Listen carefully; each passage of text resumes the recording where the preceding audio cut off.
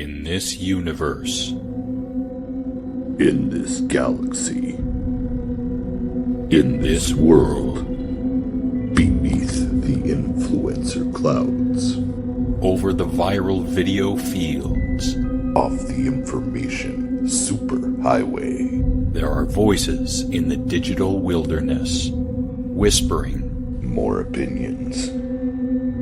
If you listen, you will hear.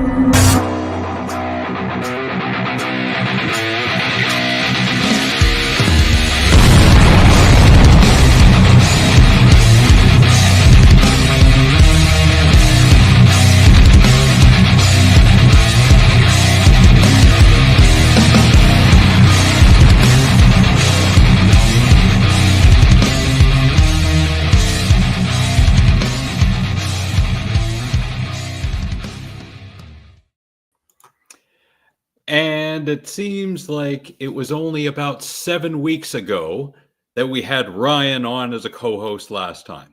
Oh, wait, it was 7 weeks ago. Hoy, hoy. Yeah. Was it that long? It felt like it was last week. Holy shit. Hit my intro. We hadn't even played our intro yet when Casey, you dropped that comment. But you know what? Modified Casey intro. Have you seen my winner?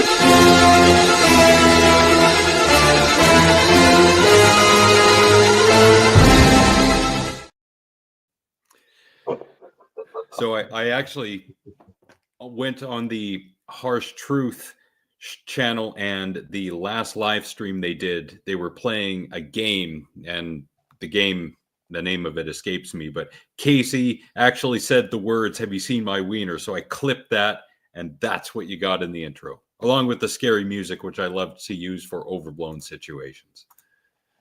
Hey, Chad, how are you, old man? Hey, old man, how's it going?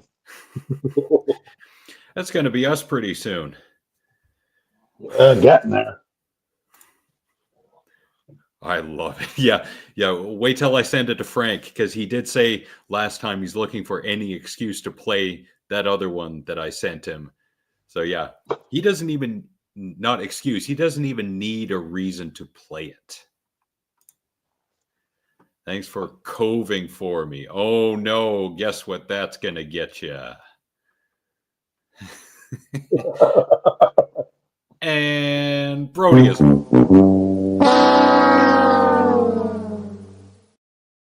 Yeah, no problem covering for you, man. Love to do it. Yeah, everyone wants attention every once in a while, and this is the place to come to do that. I often ask myself when I watch you guys, it's like, if we had, like they did in Wayne's World where they had public access, would we be doing that if they would have had something like that in Mackenzie? Good possibility. When I think of something like that, I think that every night that it's available for people, there's going to be a lineup of people wanting to get in, because they'll all have half-hour slots, and there'll be just a line of people going out the door and down the street because they all want to get on for that half hour and spew some dumb shit. And then they're out of there. And then they run home and try and watch themselves on TV or from some videotape that someone taped them on. Like the old days when you knew you were going to call into the radio, you knew you were going to be on, so you run to record it so you can hear yourself, and then... Yeah, and then play it back for your friends as your 30 seconds of notoriety. Yes. Yeah. And then you come into the future where everybody knows everything and there's a record of everything. And then you kind of wonder, what the hell did I say back then? Yeah. I often wonder with our live streams, because I have copies of them all, but I don't go back and watch them from beginning to end, particularly because I don't have time, and I have a decent enough memory that if I said something really stupid, which I have a time or two, that I would remember it. and I have, and I apologize for it. But of course, those who unsubscribe because of that, they're not going to see this anyway. So, Well, exactly. And I mean,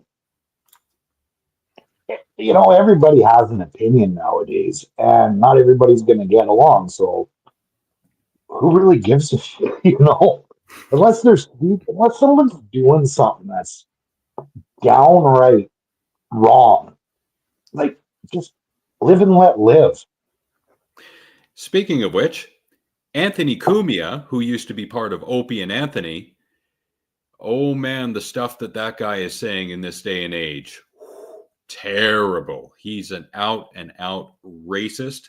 The Drunken Peasants have played clips of him every now and again, and it's cringe. It's terrible. It's horrible. I want no part of it, and I'm not going to repeat what he said. Well, I gotta ask you because this is, especially with guy that I've been listening to Howard Stern since he came on the satellite years before I'd find bootleg recordings, but he's mellowed, like really gone more politically correct, blah blah blah. But I find a lot of these guys that were known for being notorious back in the day, they really sometimes just push the limit to what's appropriate. I mean, there's a difference between humor and being flat out racist. And nowadays, that line doesn't exist like it used to. If it's racist, it's racist. Yeah, and I don't listen to a whole lot of radio, so I don't know of any shock jocks out there, but it seems that the restrictions on what you can say on the air are tighter now than they used to have been, giggity, but the quality of opinion is definitely pushed more in that shock jock direction, just to get people talking, to get attention, to dispel that notion of there is no bad publicity, but there is absolutely bad publicity, and we see that now. Oh, absolutely. But it makes me laugh because, like, I know my kid, he's 15, so he's at that age where toilet humor is the greatest, and I love him for it because I can joke with him and he would understand the jokes now. But he also has self awareness to the point where he knows where he can't say it and where he can say it. And then he's also smart enough to know that some jokes that are damn funny, you just can't say on the internet with people knowing who the hell you are. Exactly. Yes, you have to raise your kids with that awareness now, as opposed to 30 years ago, where if you say something on the internet, it's there forever and it will come back to haunt you. Nick has said this many times in the past, and it's just a part of our reality now. Yeah, and it's a sad reality we're in because I think humor is the greatest thing and we shouldn't be uptight over everything. Within limits, if you're purposely targeting their group, there is no line between bullying and humor. Yeah. Yeah. And even if someone who is a comedian is smart enough to thread that line to make fun of someone, but they're doing it for an artistic purpose, there's the joke, which has the formula being in the background, and there is what you hear.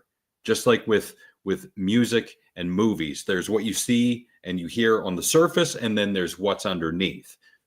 The really good people who can do this, they thread both in so that you understand what the underlying message is, despite hearing the surface level. And that's a really fine art that it takes a long time to craft. I can't remember which bit it was that George Carlin had, but if you watch some of his later stuff, he definitely has a few examples of that in his stand-up. Yeah, Carlin was a legend because he had the intelligence mixed in with the I'd say God-given talent of being humorous like he was. and he had a form and he knew how to use it. Yes, exactly. And he was a gigantic proponent of language and the use of language. And we, the general public, we're slowly learning the think before you say something idea. And that relates back to, well, you got to be careful with what you say on the internet because it'll come back to get you, despite using it in metaphorical or figurative language, not just surface level. So again, it's a very fine line, and it goes back to the think before you say something, think before you do something, which I usually say for the end of the show, but I'll say it now just in case I forget. It's a good reminder for me because I'm not so much now that I've mellowed in my old age, but the taking that 2 seconds, just sometimes 2 seconds to think of your response will make a difference between heaven and hell for the rest of your day. Yes.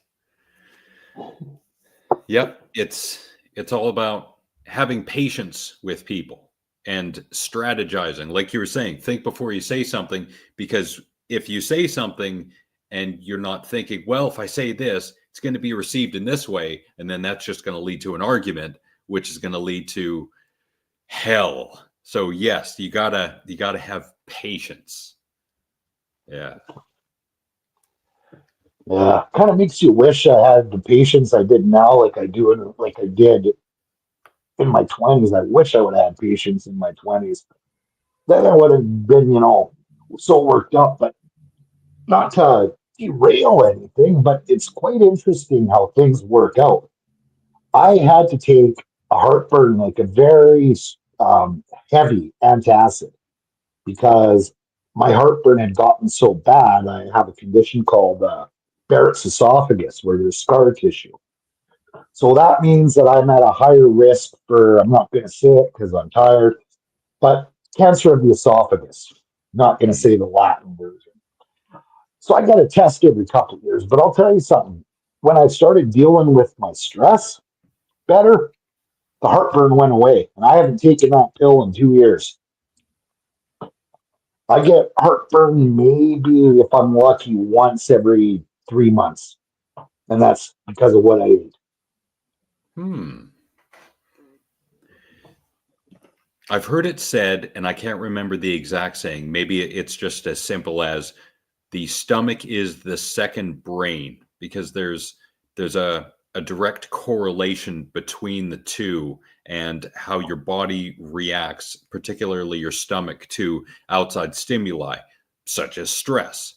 Um, I wish I could remember who went into detail on that. I want to say Dr. Rhonda Patrick, but I don't know that that's correct. I couldn't cite anything specific, but it is a testament to sometimes how amazing the human body can be. But then you look up things like how cancer spreads.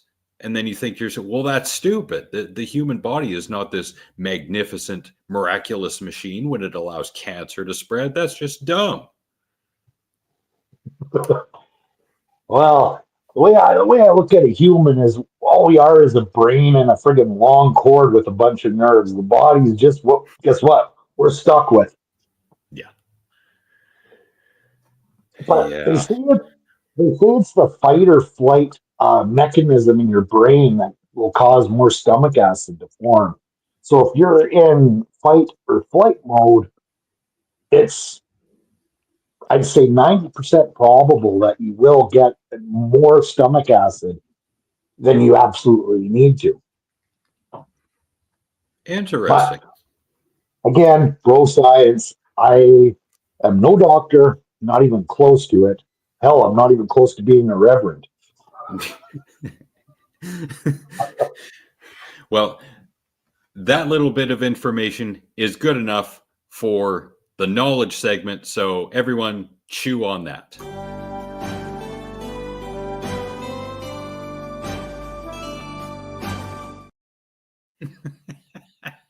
I am growing back my hair because my nephew is the one that persuaded me to go with a mullet. So hopefully by playoffs I'll have a mullet because guess what? They're back in style and they're more popular than they ever been. Are they popular because it's some ironically funny thing, or I don't understand? I think it was popular because originally it was ironic, and then the irony kind of faded away, and now it's just popular. Oh, all right. Well, Because if you can get this, guess what else is back? I saw them briefly on Saturday, and I told my nephew, I said, "Yeah, I'm gonna get your suggestion, get a mullet." And then my brother-in-law tells me that they're looking into perming the top part of the mullet because that's a thing too with the fake curls. So we got mullets, we got perms coming back, which I've never understood why.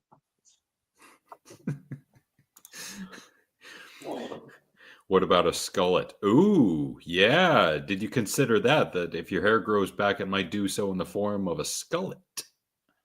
I don't think I'm depraved enough yet. I don't know. Every time I see somebody with a skullet, there's been some sort of sex crime. This is just what I've seen, not saying all skullets, but there's usually some sort of sex crime or meth deal going on, and the guy getting interviewed has a skullet. So I'm kind of going to shy away from that just in case I am interviewed again. Speaking of depraved, this is what's happening on Casey's channel right now. So this one I watched a little bit of, the Micro Machines Sega Genesis versus Nintendo gameplay. Interesting how it says Micro Machines for the thumbnail, but then Casey spelled it Mirko Machines. Anyway, the Nintendo Country intro music video, even though I'm not a big country fan, that was enjoyable. So thank you for that, Casey. The rock intro music video, that was kind of late 90s one-hit wonder vibe. It was okay. This is what I took interest in. The Atari Jaguar versus Super Nintendo gameplay. Hands down, Atari Jaguar, smooth gameplay, fast, brought me back to my early days of playing Doom back in 1993. Great. Thank you for that, Casey. These other games, the Daedalus Encounter, I've never heard of that. Total Eclipse, I've never heard of that, but it's 3DO. So anyone who's interested in the 3DO, that's for you. So there you go. Ooh, and the Vectrex. Nice. So that is what is happening on Casey's channel right now. He's got 861 subscribers compared to the Harsh Truths. I think it's 826. So everyone go to the Harsh Truths channel, click on any video or live stream, and you'll see that Frank has links to a Stream Elements and I think it's Stream Labs that you can donate to so he can buy more subs and shove it in Casey's face. Thank you very much. Nothing beats a little friendly rivalry here and there. Adds to the numbers. See, I've made mistakes like that too, Casey. I don't make them very often, but sometimes I'm so into something that even though I proofread, which I do every time, I miss the same thing over and over, and then someone else has to point out the obvious mistake. I don't know if that's got a particular name to it. It's a phenomenon of some sort, but it happens. So there you go. Po Buddy's perfect.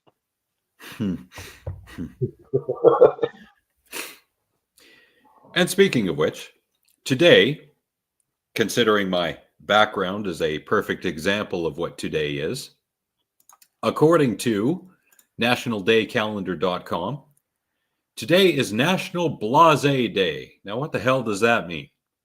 Of French origin, of course, meaning to be indifferent or bored with life, unimpressed, as or as if from an excess of worldly pleasures.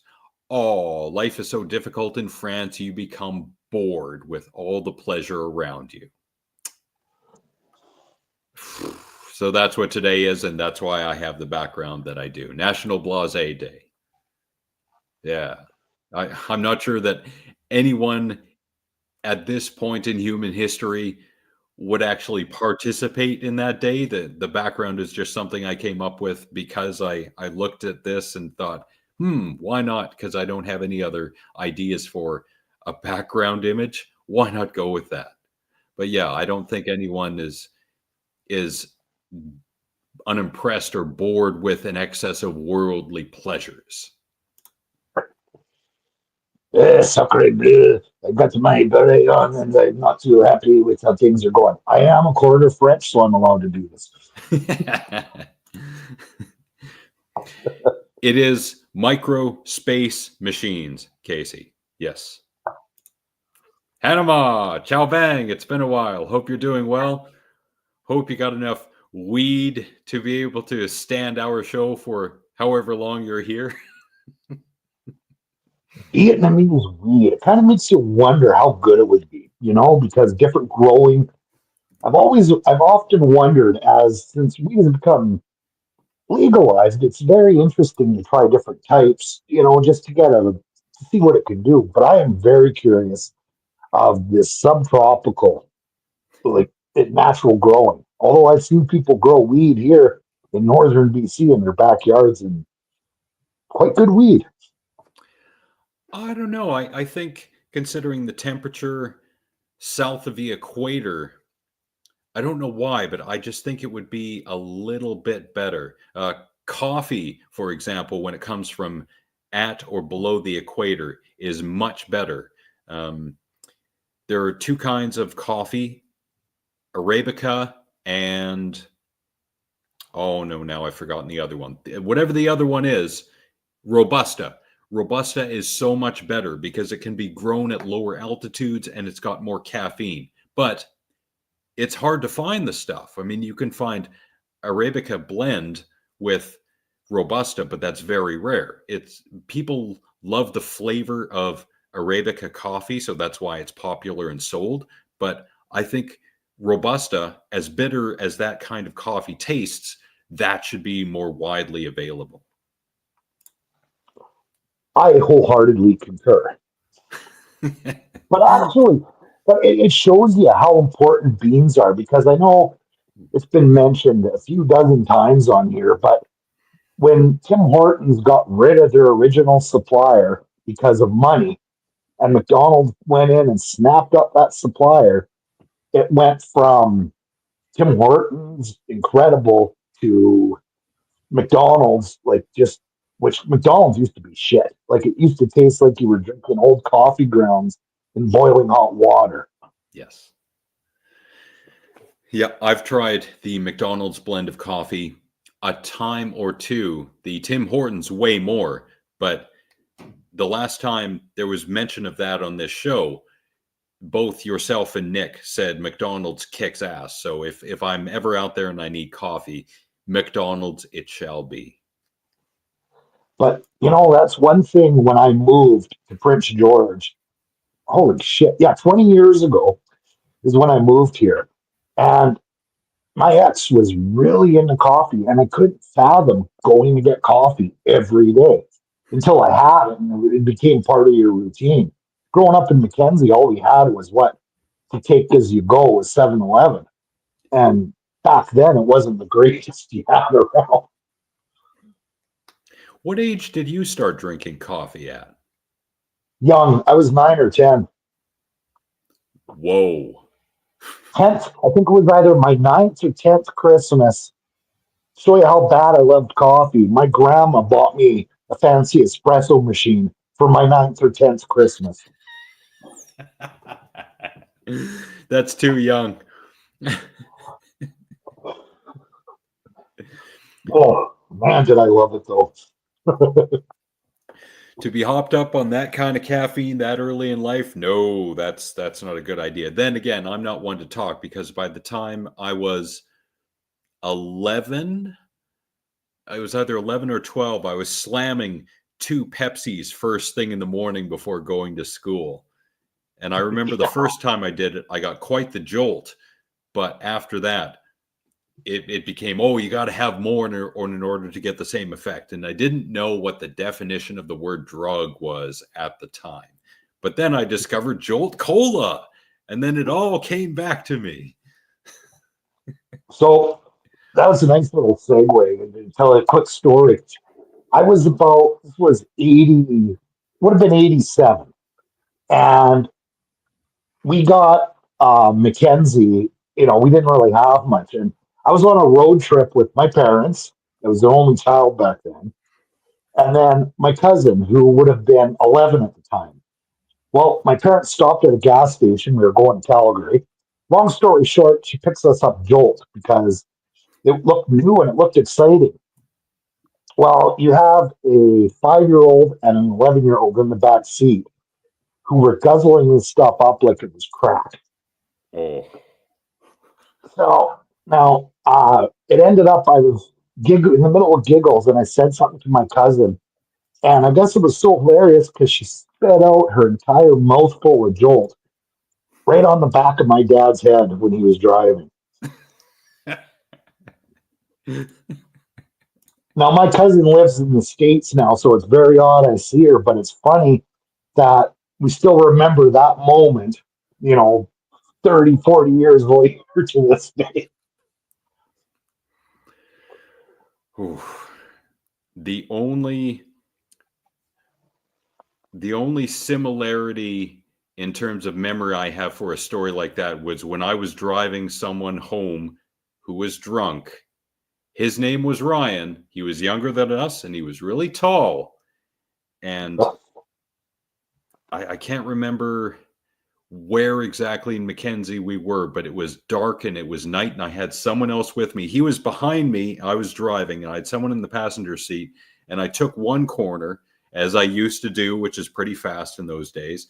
And he said, don't do that. I'm going to get sick if you do that. And I heard him. I was listening. The words registered in my brain. But when the next corner came up and I took a left, of course, I didn't slow down for it. And all of a sudden, I hear just the hint of something vocal. And then I feel this warm sensation on a part of the back of my neck. And I was like, what the hell is that? And then it hit me, of course, that he was puking. So I pulled over immediately. He got out and puked. And then I had to pay to get it cleaned up. So it's one of those things where when someone says something, you have to listen to. That's funny. I was because I really got into watching that Scottish show that Red gave us. God, how many years ago now? Yeah. And it's still game. So I've watched it a few times and I love it. But there's a particular episode where one of the old farts gets a car and he's driving around the other old farts that had a night at the pub.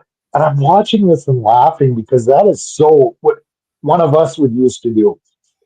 Coming from Quigley's or Parmar's, and we'd have like some food with us, and we're eating in the car. We're all drunk. Someone's getting sick in the back seat. The driver's getting pissed right off. That hopes to be me in the nursing home where I'm going out to the pub and pissing off the nurses.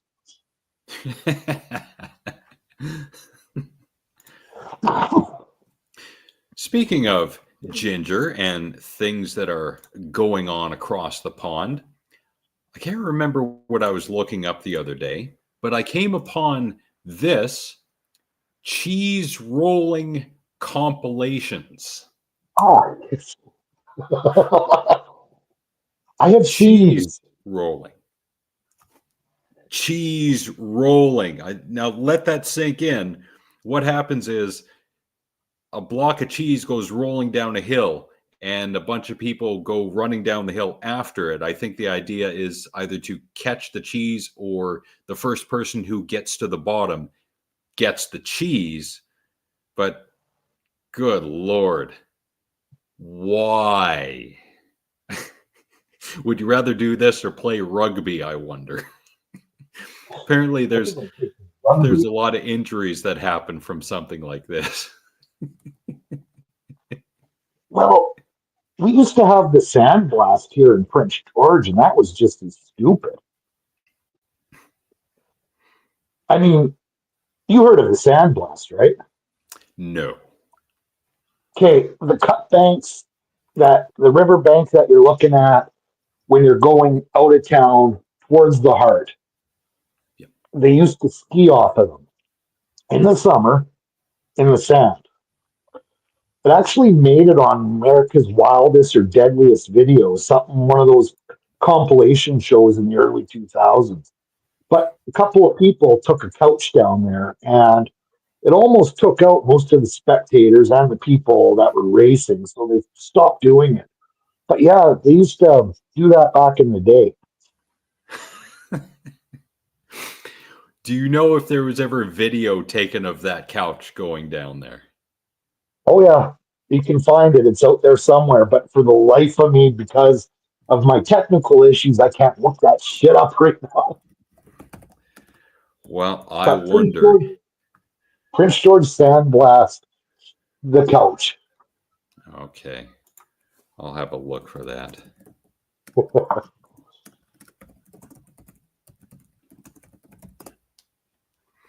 But that's something I miss of way back in the days. Dangerous sports like demolition derbies,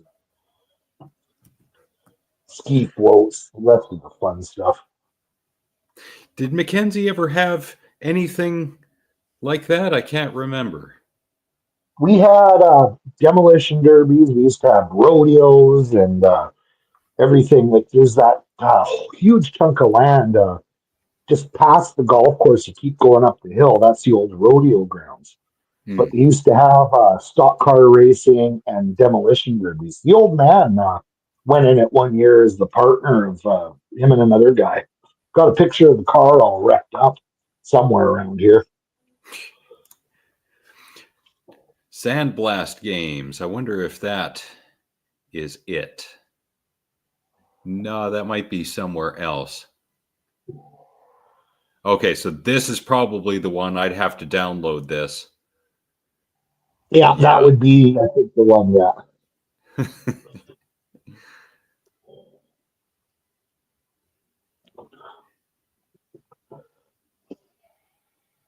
Oh, yeah. Yeah. All right, good. I will get that for next time.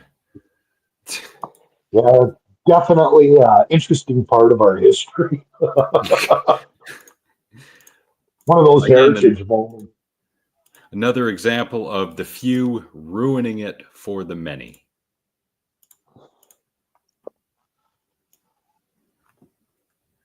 Were And this, you were you still in town when they were doing the pub crawls, or had you already left? I think you were already gone. I was gone by the early fall of 2001. And I think we started doing it around 2002, around there. But it was a poker run, so you went to 5 bars because Mackenzie used to have 5 places to get booze back in the day. Yeah. You go get a drink, get a card, and then you all end up at the Elks Hall. It's amazing that they went from having 5, possibly 6 bars down to barely one. And the sports bar opens up once in a while. Yes, Dr. Nick has died of dysentery. Tex, we're so glad you could take time out of your busy day being Bigfoot's stunt double to be here with us tonight. Thank you very much. And a fine ahoy hoy to you, sir.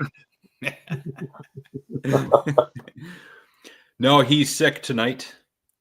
Sick of doing the show. Sick with a cold. We don't know. But yes, he is not here. It could be cholera. I saw somewhere, I can't remember where it was, but they had updated the Oregon Trail game into a way that it's more modern and actually looked really good. But I think it's only for one format, but definitely going to check the PlayStation store later to see if it's available. Nice. Yet they playing the Oregon Trail way back in the 80s on those terrible, I think they were Apple computers, those really small monitors. Oh, that was an experience in and of itself. What, you mean the green monitors where all you could see was that green friggin' glowing tinge? Yes, that's the one. You know why we all got stuck with apples, eh? It was actually kind of genius by that weirdo Steve Jobs, is he gave such a discount to all these school districts that they became exclusively Apple users up until the early 2000s when the company was just about to collapse there. Kind of like, in a way, subtly advertising cigarettes to children. Get them while they're young and they'll be lifelong customers. I see. Oh, Christ. I remember getting bubblegum cigarettes, or they were chocolate, something or other, but you puffed in them and you got smoke out because they had sugar dust in it. Oh, nice. An unfortunate karaoke incident. I would pay money to see an unfortunate karaoke incident. That'd be the name of a chapter in a direct to video hangover sequel, The Unfortunate Karaoke Incident. With which versions is Zach Galifianakis and Bradley Cooper and Ed Helms? Marlboro Points was a thing. I don't know what that was. I know what Marlboros are, and those were the only American cigarettes that I smoked when I did try American cigarettes. Those were very good. Those were on par with what De Maurier used to be back in the day in terms of taste and quality, just right up there. Tex, were they like Camel Cash, where you collect points per pack or carton, and then you could get a bunch of free shit with the Marlboro logo on them? Because I know Camel Cash was big in the 70s and 80s. Camel Cash. Loyalty points for customers who buy stuff all the time, that's kind of the idea behind it. Yeah, but look how much friggin' cases of Molson I would buy just to get the shirts back in the day. And those Yeah. were good shirts. Yeah, wasn't there yeah, the Molson Canadian, I'm pretty sure I got one of those years and years ago. I have no idea what happened to it.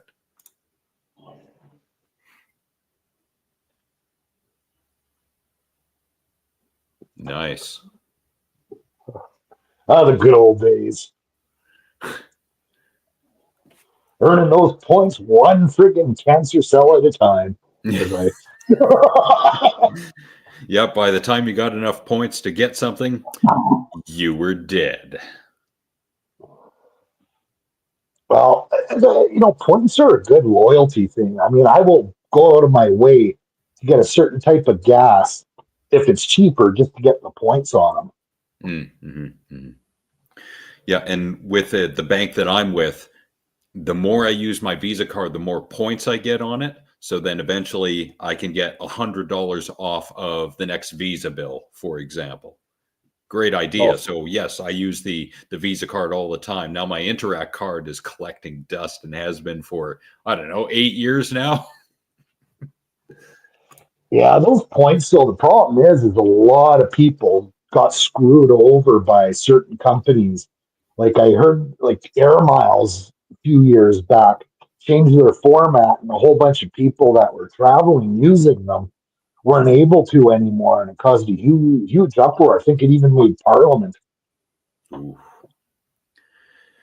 I started collecting air miles back in the mid 90s, and I didn't really keep my eye on how many I had collected over the years, but the amount that I did have when I finally did look online, it was way too minuscule. So I think I just canceled the whole thing, chopped up the card, closed the account because it wasn't worth it. And there was no way that I was going to be able to use air miles to get a trip to a foreign country, never mind domestic. I had enough to get a one-way ticket to Vancouver. which was actually good. But the funny thing was, what I paid for in fees out of pocket, it never really. I saved $30. Yeah. Yeah, not worth it.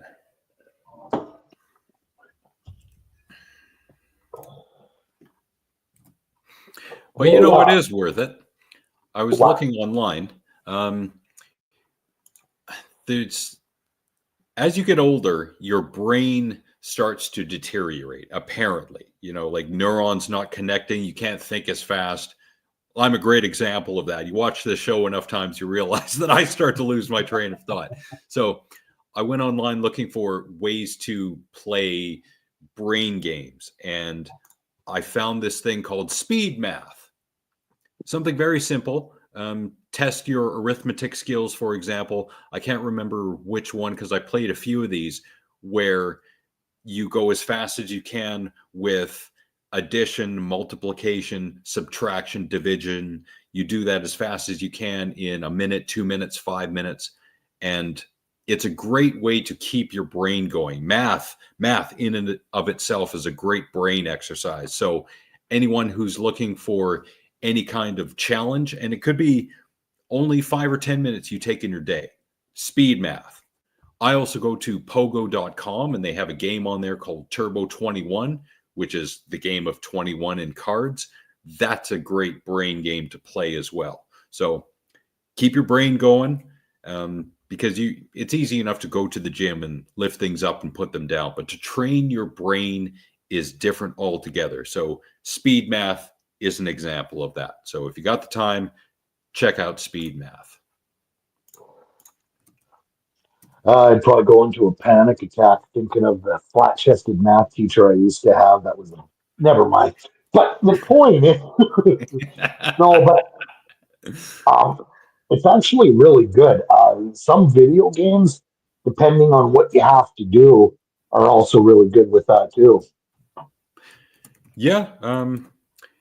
Now, are you referring to puzzle games, role playing games?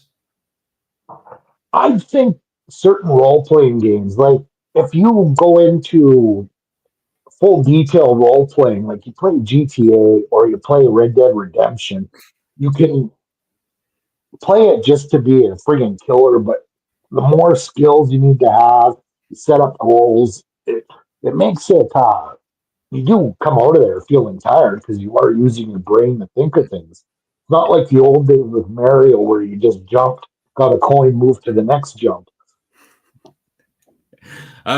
It's one of those back in my day kind of stories. Come on, we're all 43 here. Let's remember that we are pretty friggin' old. Speaking of old, hello, Dad. And Ripshot.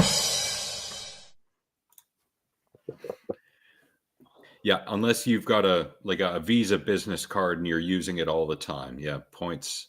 Yeah. Yeah. Yeah, when I traveled a lot for work, I used to collect hotel points left and right because that would work itself out really good in the end because I wasn't paying for the hotel rooms and they did let us collect points. And sometimes you can get yourself some pretty nice upgrades using those points. Yes. Yes, sometimes. Yep. But catering to a guy that barely leaves the country, I think I have to renew my passport. Yeah, coming up next year. And I think there's one stamp in it. So that just shows you how much I travel. Yeah, same here. I got to renew mine next year, and I don't think they stamp when I cross the border to go into the United States. So I don't think I have any stamps in there really, but it's worth it renewing once every 10 years. So yeah, you pay, I think it was 150 at the time. Maybe now it's closer to 200, but yeah, it's worth it. Yeah, I think it's very negligible compared between the 5 year and the 10 year price. So yeah, definitely get the 10 year. Yeah, absolutely. Tex, do you travel? Um, what not even just out of the country, out of state? Because I'm not sure if this is the case. I've heard that if you're traveling between states in the United States, there are, I don't know, checkpoints or like border places that you have to stop at, which is wild to me because here in Canada, when you cross over from, say, British Columbia into Alberta, the most you get is a sign that says, "Welcome to Alberta." There's no Not so checkpoint. much. There is checkpoints. If you have a boat, they're asking you to stop to make sure that there's not any invasive freshwater mussels in there because they were coming over and wrecking a bunch of Alberta and further east lakes. And there is some stupid rules involving fruits and vegetables that you're not allowed to take between provinces. Same as taking a bulk amount of booze or cigarettes back in the day. They used to nail you for that. Thank you, Rashid.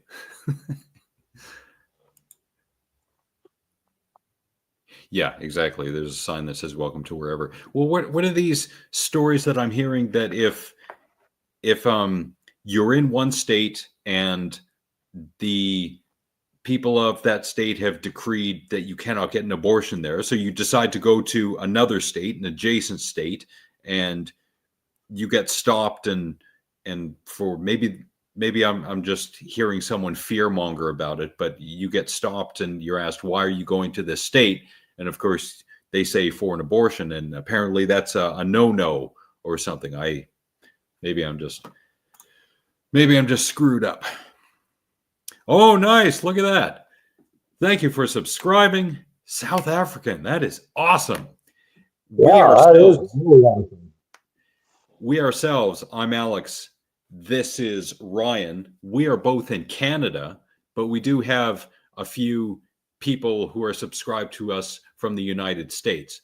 I'm not saying that we are the United States just because our cultures are so similar, but we're kind of in a way the United States if you were simply dropped here and you had no idea where you were, I guess. I don't know. Never seen any cases myself. Okay, it could be just online fear mongering. I have no idea.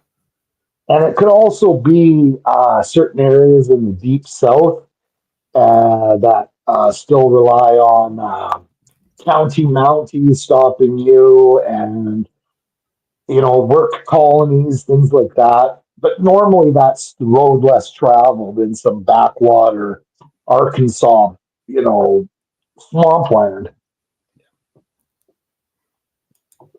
Much love to South Africa. Geez, can I ask Rashid, how did you find us? Funny story with one of our subscribers, Ginger. She, years ago, and I think this was 3 years ago. Yeah, something 3 years or 2 years ago, she was looking for Alex Jones clips. Somehow she came across our channel, and for whatever reason, she stayed. Instead of saying, well, fuck these guys, I'm going to look for that crazy Alex Jones character. But yeah, it's interesting how some people find us for whatever reason. It's the whole YouTube algorithm when things are live is like a crapshoot. Mm-hmm. And on our main YouTube page at the bottom for featured channels, one of the channels that we are subscribed to, J-Man's Road Rants. He used to be called Truckin' for Cruises. J-Man is a trucker in the United States. You look through some of his videos and he will go into detail on what you have to do with regards to laws and regulations when trucking in the United States. Really interesting. That's part of why we're subscribed to him, because of his perspective on things and trucking in general. Gimmicky tourist stuff. Nice. That's kind of like us here too, certain areas. Yeah. Here in Vancouver, if you're walking around in downtown, in Gastown in particular, there are quite a few souvenir shops, just little trinkets that have the word Canada on it, and it's fun for the moment, but then you take it home and 5 years later you pull it out of a junk box and you're like, the hell do I have this for? Yeah, it's the equivalent of going into a Hudson's News at YVR and picking up a Canada or something.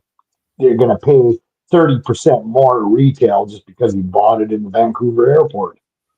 Yeah, because they have to make their money. Apparently, they're not making enough money on baggage fees and airport improvement fees, which are still going on, I think. Which is dumb. Yeah. You know, that's just where they found a way to screw us more is give us these discounted flights, but oh, here we go.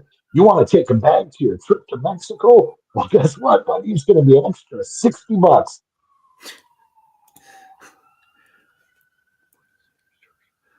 Yeah, upselling. Exactly. Yeah. I don't think I've ever bought anything from the duty-free shop in the airport, so I have no idea if it's more expensive buying a bottle of booze in there as opposed to, in the general area. I did duty free once when I left Vegas, and what a weird um, routine that is. But you go in with your plane ticket, you pick what you want, and then you pay for it and you walk out, and then they deliver it to duty. But no, they deliver it onto the plane as you're waiting. So you're sitting there waiting, get sealed up, and then the guy from the duty free shop comes in with a big cart full of booze and shit that you prepaid for.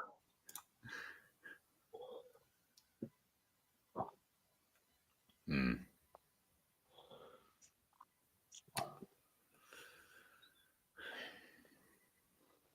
Too bad there wasn't like a mini Costco at the airport. You could buy a few more suitcases there and then fill them up with stuff at the duty-free Costco.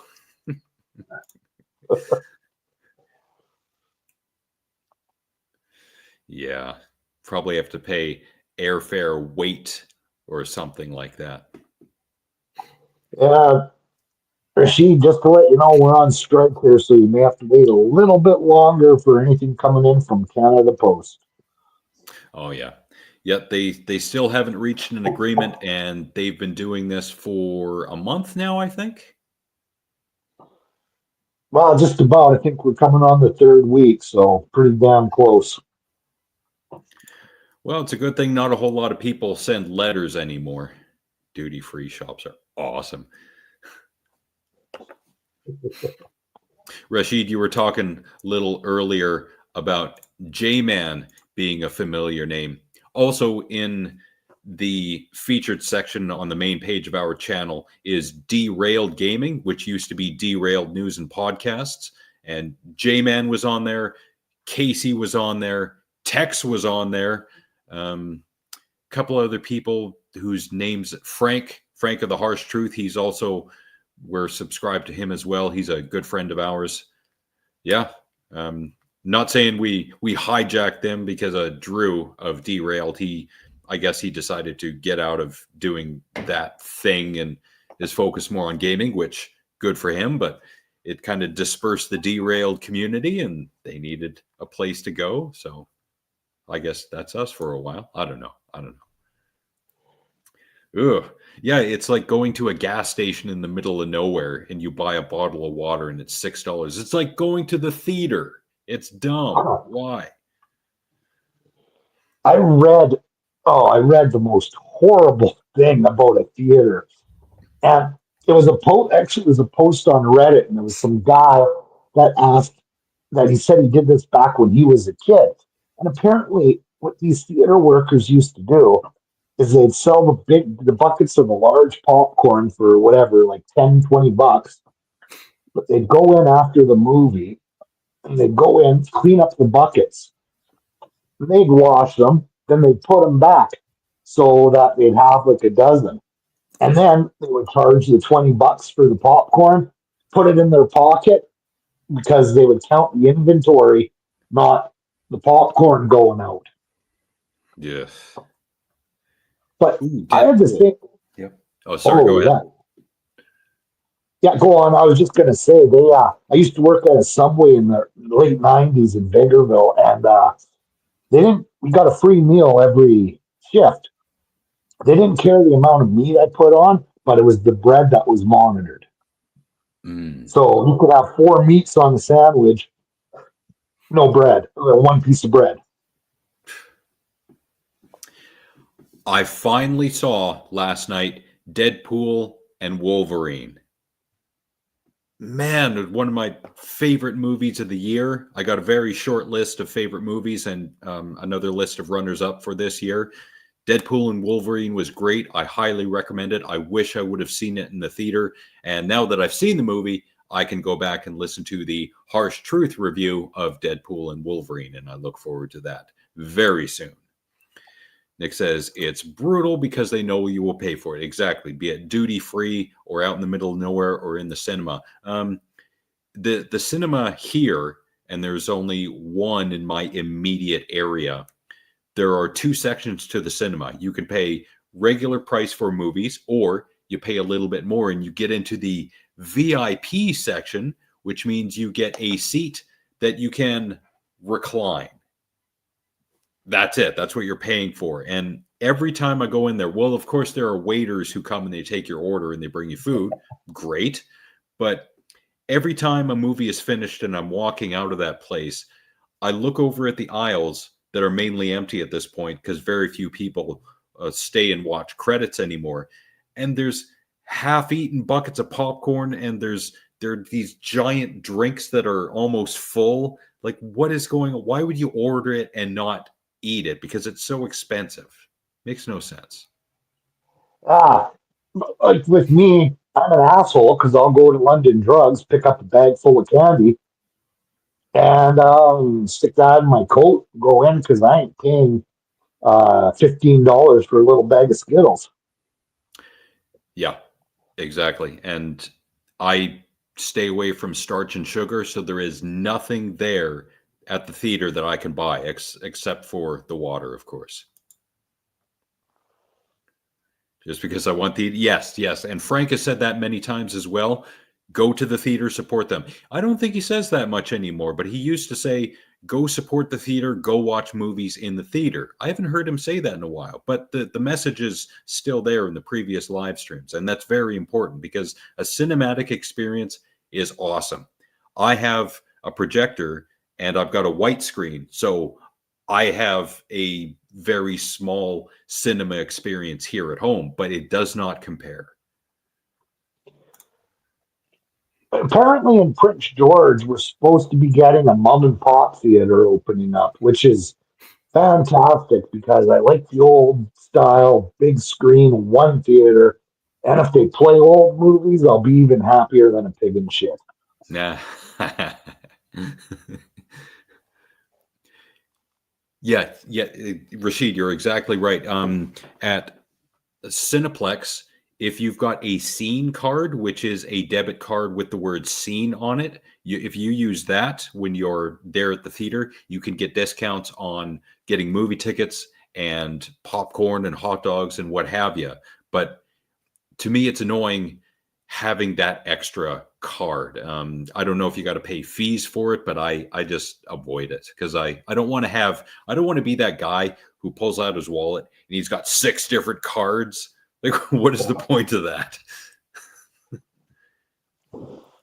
I go digital with most all of my cards because usually they all have a code on them I just scan, but it is a pain in the ass and it's very rare. Usually anything to do with Loblaws or my gas are the only two that I give a shit about. The rest of them, just a waste of time, in my opinion. You just hover your phone over and pay that way? Well, I pay that way with certain things. I hover, but there's also QR codes that are on a brighter screen in the app, and then that usually works. Yeah. Casey is our content police. Yes, I did forget Tex's intro, and to save everyone about 3 seconds worth of time, here is that intro.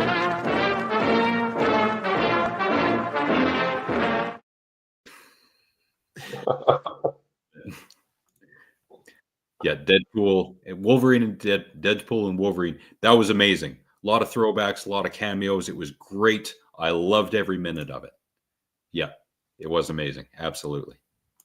Yeah, I haven't seen it yet, but I definitely plan on it in the next couple weeks. Yeah, yeah, it's well worth your time. Hopefully, you've seen the first two because there are some cuts from the first and the second. Oh yeah, I've seen them all except the new one. Oh, nice. Watch it again over the weekend. Awesome.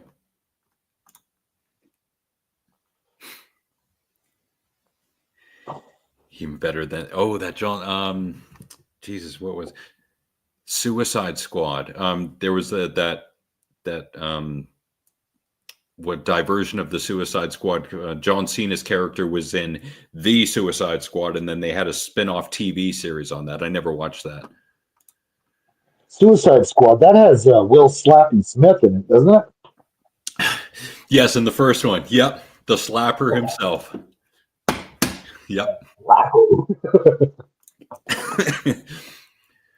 Yeah, I wonder how long it's going to take people to forget. But I don't think in this day and age, people are going to forget, because when I look at Will Smith now, I think, oh yeah, he hit Chris Rock. I don't think that's going to go away anytime soon. And even with Kevin Spacey, I don't think that's going away, even though he was acquitted of that. I think the best thing about Will Smith is he derailed probably at least $1 billion worth of PR with that one stunt at the Oscars.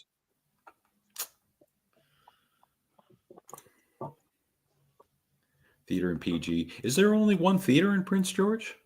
Yeah, and it's the same one in Parkwood that has been there since the mid 90s. Oh no. It still has the same decor in the mid 90s, the same stains, and I think the same popcorn on the ground from the mid 90s. Oh no. So when you got to bring two pairs of shoes, one on your feet and one in your hands, because when you sit down, those shoes ain't going nowhere when it's time to go. Good as shoes, new pair of pants because you're going to blow your ass out. Yeah.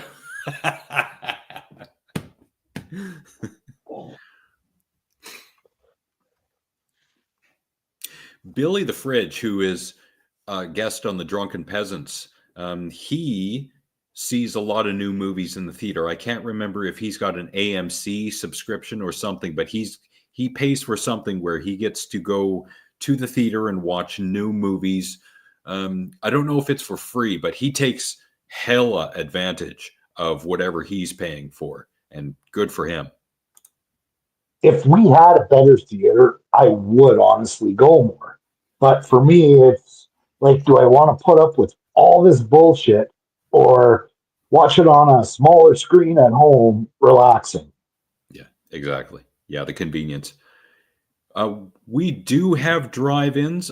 They're few and far between. Here in the Vancouver Lower Mainland, we do have one drive-in theater, which is in, Jesus, is it Langley? It's not in Vancouver proper. Maybe it's one of the outlying communities, Langley, Chilliwack, Abbotsford, Surrey. I can't remember, but there is one. I think you're right about Langley. I think that's where I read it. There's another one in Enderby, just outside between Vernon and Salmon Arm. Hmm. And then there's one up here in Prince George. But I think that's it for BC. The last time that I was at a drive-in movie theater, I saw a double bill of George of the Jungle and Con Air. Nice. What a time to be alive. Oh.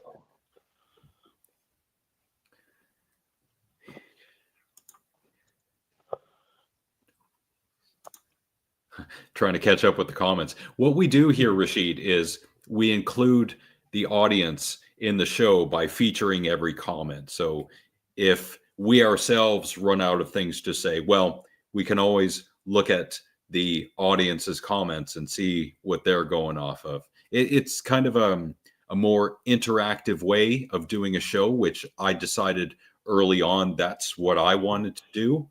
And I think it's worked out, because rather than having our own agenda, we include our friends in said agenda.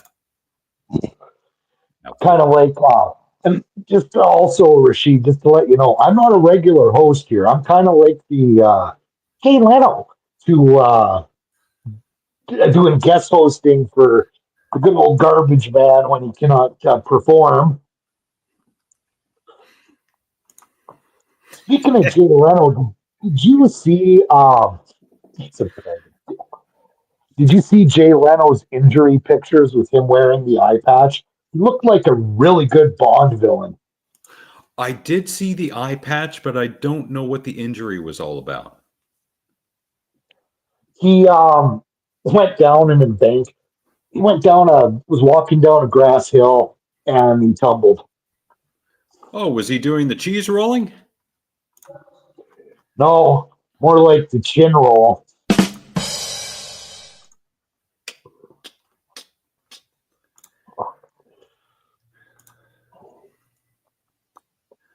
The Peacemaker, that's right. Okay. He was awful. You know, the 2016 Suicide Squad, it did have its moments, and I do think it was better. The second one was at the very least entertaining, although you get into the third act and you're like, what the hell's going on? Popcorn yellow stripe.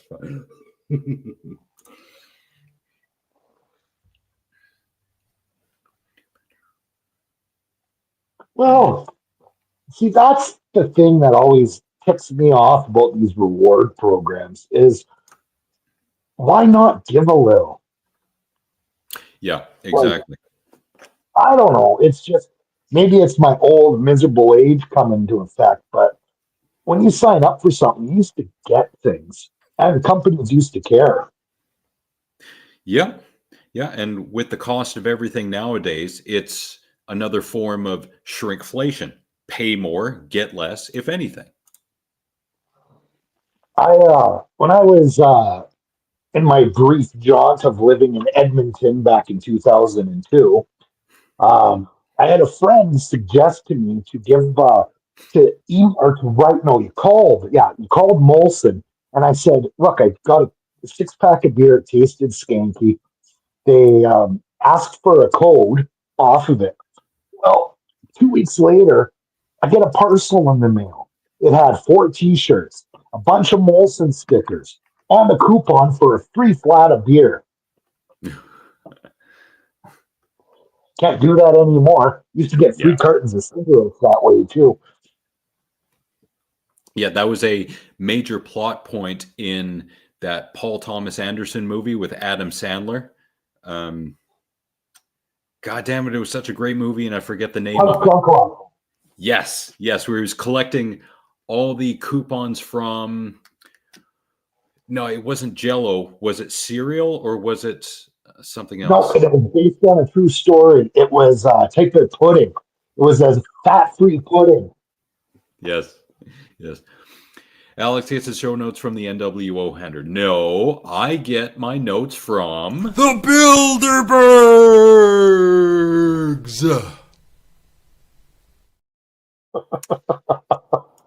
Don't get it twisted. New World Order. That's right. I'm here to talk about New World Order here. They're trying to bring me down. Now we got these paid actors here.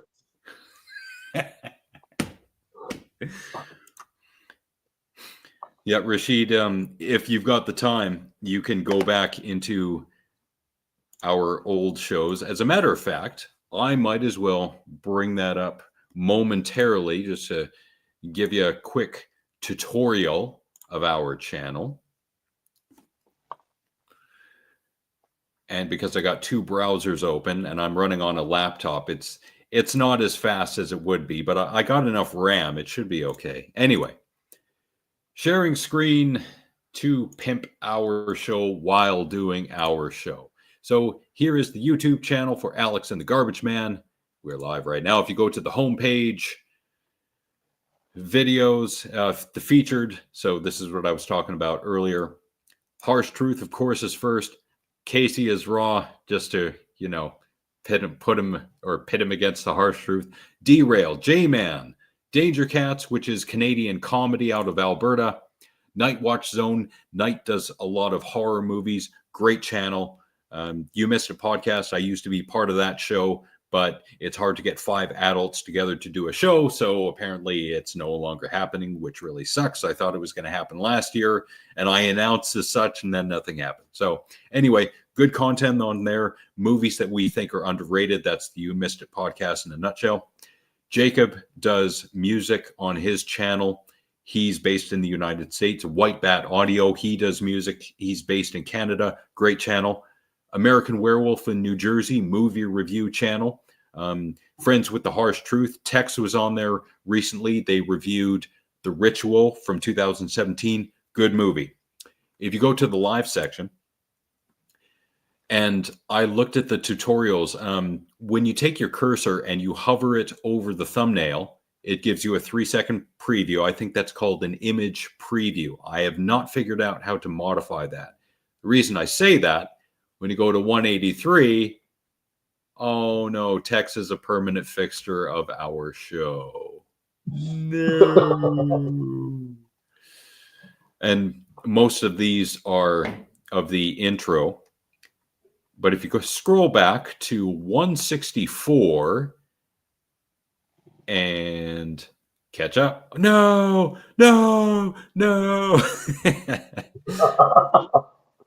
It's a little bit that I do every once in a while. So yeah, we've got 185 shows, so feel free to peruse. So there's that. Definitely entertaining. I usually don't miss them, and if I do, I usually watch it after.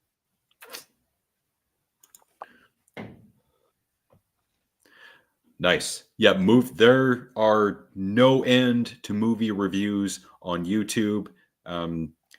Springboarding from our channel is a good place to start. When you go from the Night Watch Zone or the Harsh Truth, they've got a lot of links to movie review channels as well. Although I can't remember, I think YouTube disabled the feature where you can see what other channels are subscribed to, because Frank used to have a whole bunch of links to who he was subscribed to, and I can't see those anymore, unfortunately. I don't know. Sometimes I find that these companies change their formats because one friggin' guy with an MBA tells them, well, no, the statistics show that people won't like it, and then it pisses off everybody. Yeah, just like with a Windows update. We're going to change one thing, and it's going to screw up everything. Why? You're welcome. Yep, Tex will always step in to take the credit. Thank you. Hugo, hey. Hugo Punter, really? Is that code for something? So if you say it fast, does that, reveal a hidden message or phrase that I'm not getting?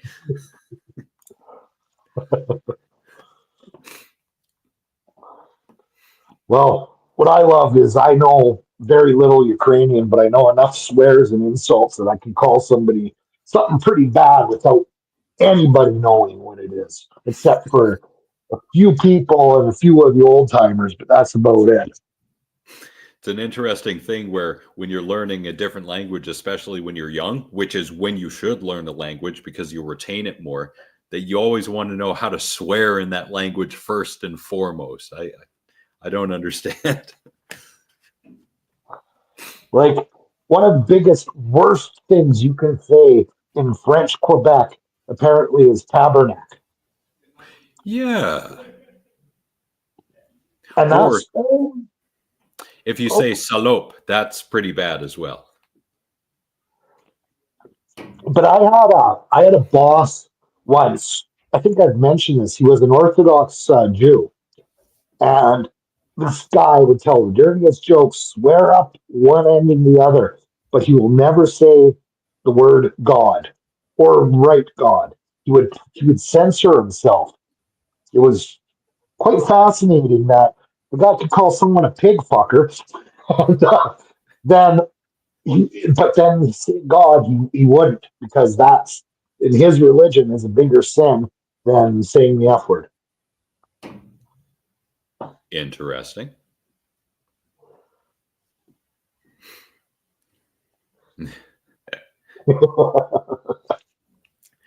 My regular co-host, Dr. Nick the Ninja Garbage Man, he does a lot of online gameplay with a few friends. One of them is from Ireland, and apparently that guy's he's got some funny stuff to say every once in a while. Another one is a Mexican living in the United States.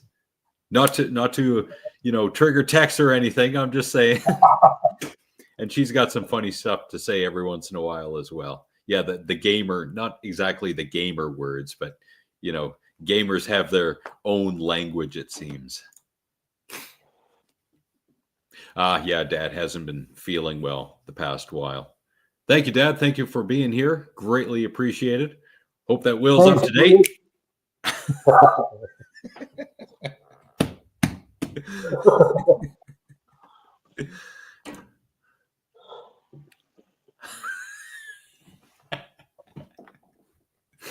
Well. Hey, you got a dead hooker in your trunk. That is the title of a Canadian movie, Dead Hooker in a Trunk. It's the first feature film, low-budget independent, that the Soska sisters did. Not a great movie, but just that title is awesome.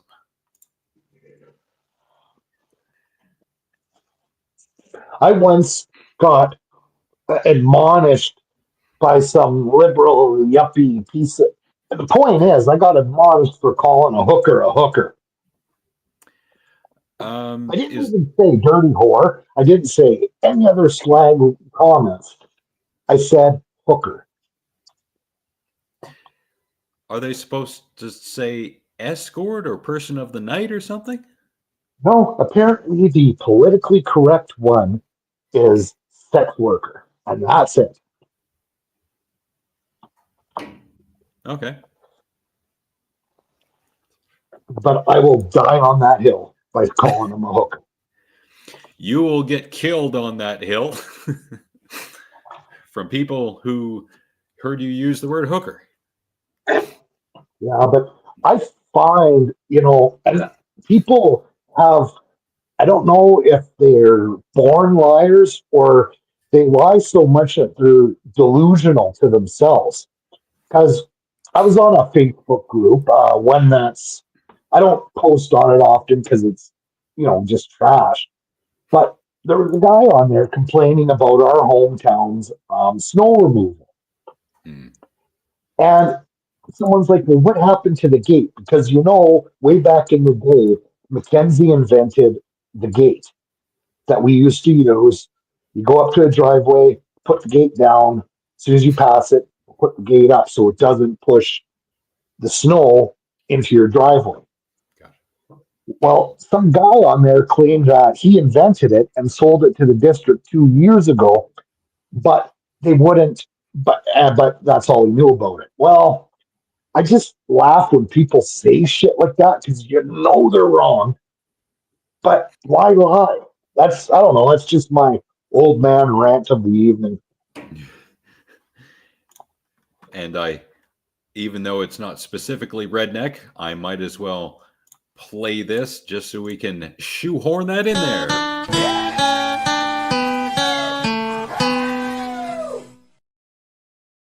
Yep.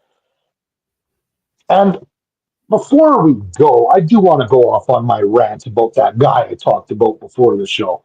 Because now that I mentioned it, it pisses me off.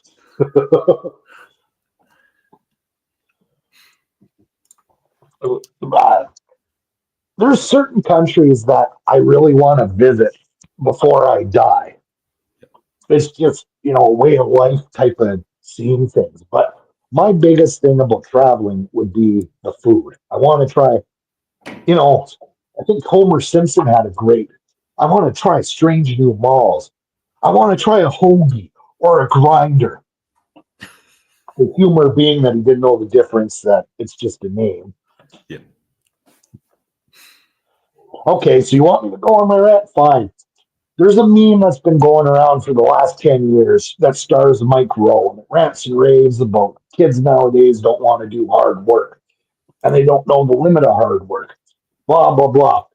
I don't care. Yeah, I think people need to work harder in general, but it'll be a cold day in hell before I let some prissy, effete man with a deep voice whose idea of hard work in his life was being an opera singer and starring in a show getting to see dirty jobs. Okay? You've never worked a hard day in your life, so don't lecture me about it, asshole. And that's it for me.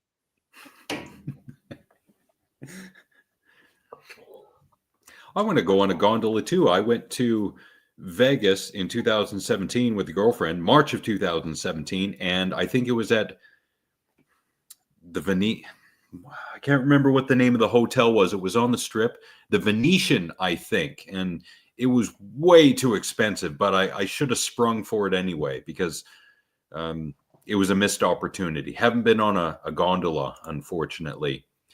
You want to taste a meal that's fully deep fried? Tex will tell you all about deep fried food because Tex is from Texas. And apparently they die at the age of 40 there because of all the deep fried food that they eat. I did a gondola once in Jasper. Went down and then went up to the top of a mountain and had dessert and coffee up in the top. And it was amazing because you don't realize how high up you go. But it was, it was around the 1st or 2nd of June, so it was green and nice. Up in the mountain, we had a goddamn blizzard. Oh, fuck. He said gondola, and my mind defaulted to one of those little boats that people are paid to push you around. Fuck.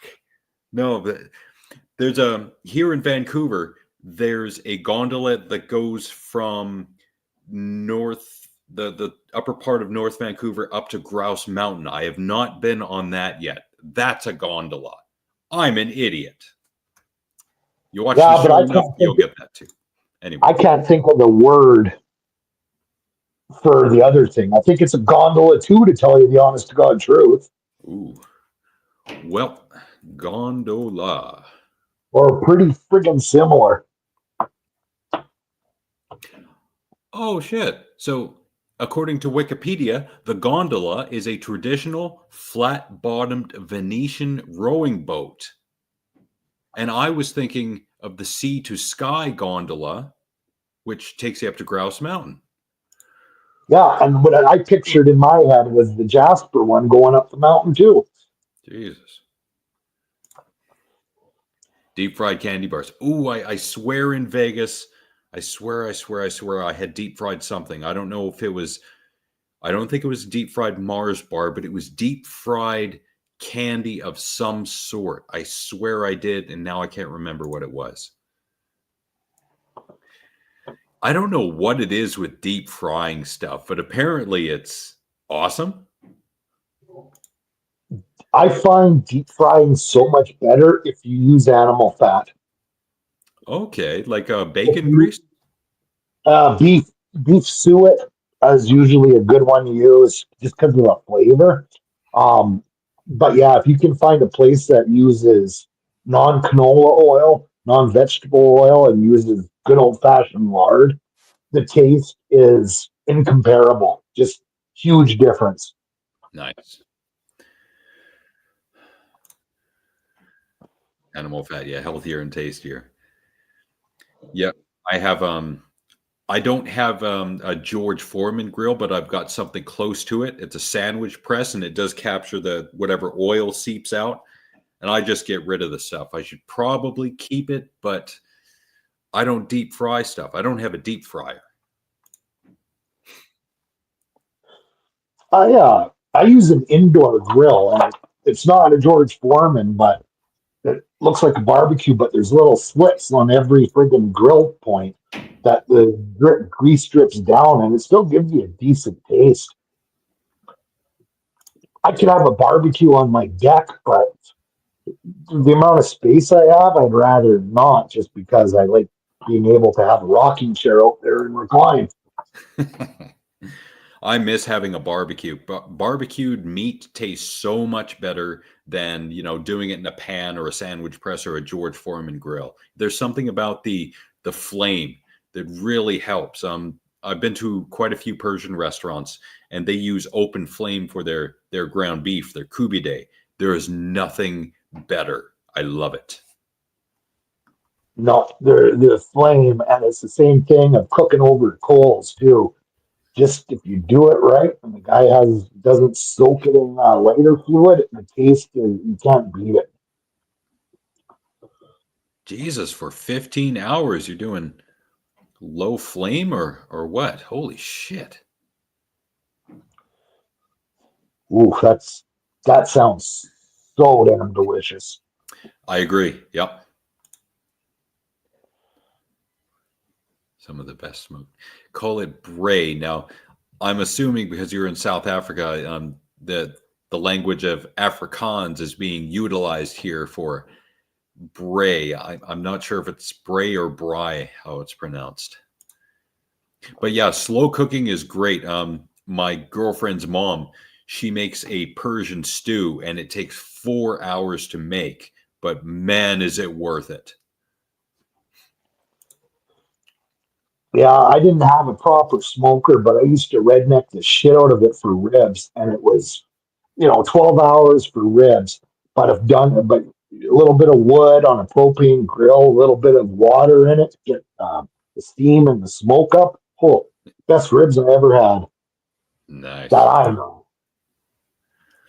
Afrikaan. Now we got to learn a little bit of Afrikaans for when you come back, because one of our other subscribers that we see every once in a while, Hanema, he's from Vietnam. So then I had to learn a sentence, which I've forgotten now, but Chow Bang, I think, is how you say hello in Vietnam. At my job, and there are quite a few people from around the world, and just learning to say hello in Farsi, which is a language in Iran, or Arabic. I haven't learned that yet. Or Turkish. Jesus. I think it's merhaba. That's how you say hello in Turkish. Of course, I just go to Google Translate and type the stuff in. So if I'm wrong, I'm sure they'll correct me on it. But I'm trying. I'm trying to be, and I don't mean to trigger text when I say this, but I say inclusive to other people who know different languages. Bry. Oh, interesting. Bry. Cool. Yeah, there you go. That's awesome. I wish our Thanksgiving was like a whole weekend event like the Americans have, and ours is one Monday in October. Oh, it's said and done. Yeah, we should all be able to learn a little bit of each language. At the very least, learn how to say hello and goodbye and thank you, just the basics. Merhaba, merhoba, merhoba. I can't remember for sure because it's not a language that I speak on a regular basis.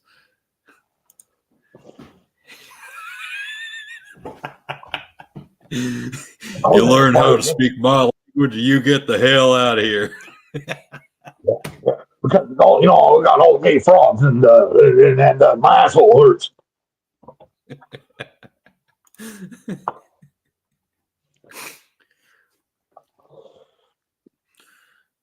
Yeah, French is an interesting language, especially if it's French from the country of France and not the province of Quebec here in Canada. There are slight differences in how the language is spoken.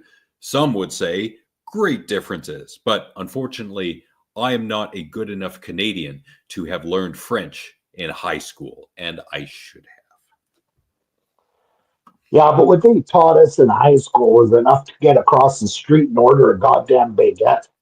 I mean, other than that, it was pretty useless in the real world from everybody I've talked to. And I used to work for the Canadian government, so believe you me, you got a little bit of a pay bump, but other than that, it wasn't really worth that being bilingual. Yeah. But you know, it is another form of a brain exercise to try and learn language, especially over 40. It's difficult Yeah. though. Yeah. Once you get 40, your brain kind of turns to mush learning new things. So you kind of just try to preserve what you got. Yeah, exactly. Some days trying to learn your own name. But you know who doesn't learn new things? Stupid people.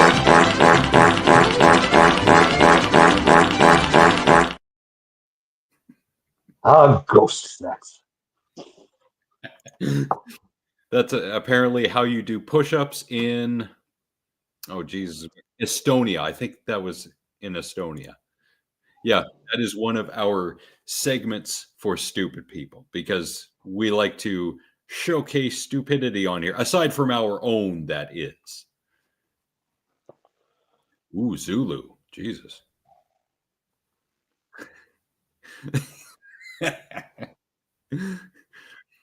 Unless you're asking, do you have any colorful chairs I can sit in? Pardonne-moi, tu as les rouges, Zupala, Zutolor, Salop. Voulez-vous?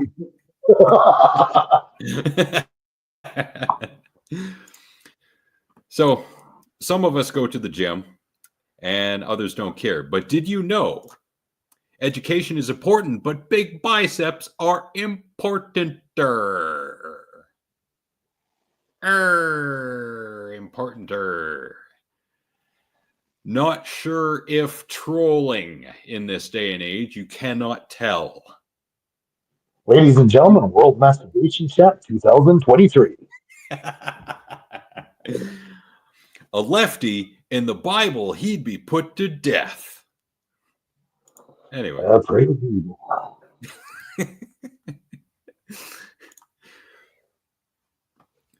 So speaking of the gym,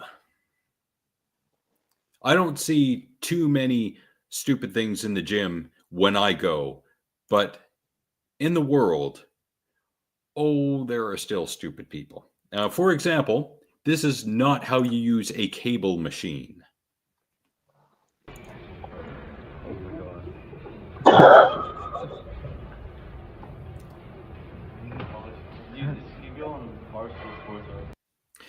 Not even if you're training for anything to do with Cirque du Soleil. Maybe I played that last week because it does look familiar, but here it is again. Do not do this on the cable machine.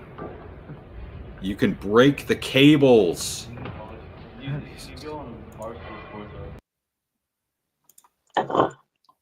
Oh, whole body workouts, you say? Well, how about when I can find it, because I got way too much stuff on here. Whole body bicep curls and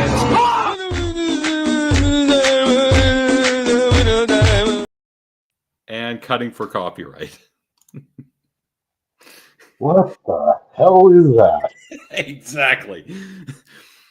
When you're trying to do bicep curls, but they're way too heavy to do one, so that's when you utilize everything else in your body.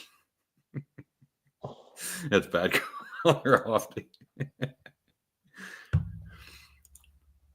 One more from the world of the gym.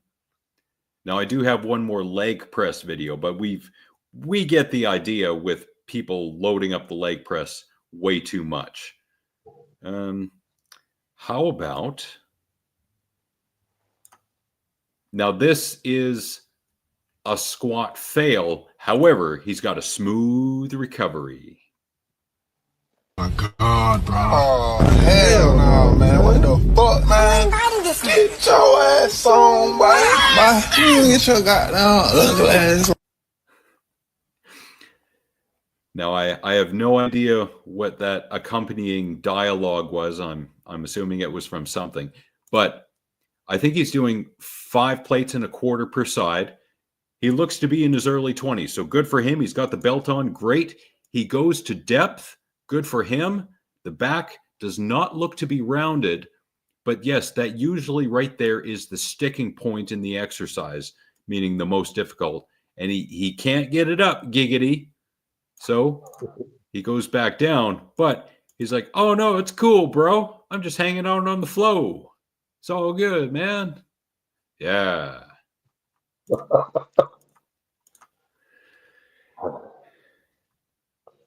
I don't even know the word. I mean, I don't go to the gym often, but it's so funny when people think they know what they're doing, and you watch them, and it's best when they judge others, even though you know they're a complete moron.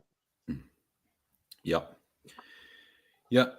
Yeah, definitely need a spotter when doing pretty much not every compound exercise, but with heavy squats, absolutely. The bench press, that's a no-brainer. Deadlifts are where you definitely need to be taught how to do them well.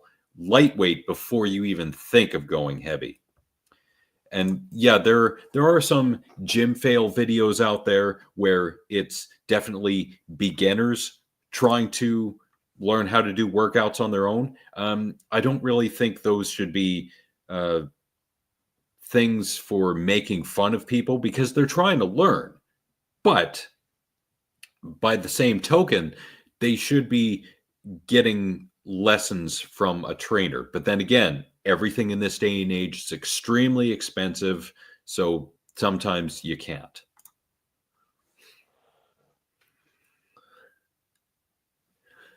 Exactly. Yeah. And that's what you should do each time. If you fail or you get close to failure, you're sore the next day. Allow yourself the time to recover before you do it again. Yeah. Otherwise, And overtraining will fuck you up. Sorry, you were saying. and do some research. Like read up on what you need to do. What's the best techniques? Because um, just because Joe Bob they're telling you that he does curls this way and it's the best way to do it, Joe Bob could be a complete moron and you have no idea. So just critical think. Exactly. You watch some of the quote unquote motivational channels on YouTube, and some of them are utilizing terrible form, but because they're huge and they're jacked and they got under 10% body fat, that's what draws people in.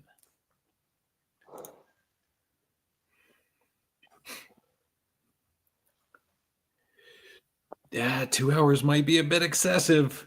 Lighter meaning, yeah, more reps, but you gotta there's a balance to be had when it comes to lifting lighter um, rather than heavier, only to a point, because you want to stay within a certain rep range, depending upon the exercise you're doing.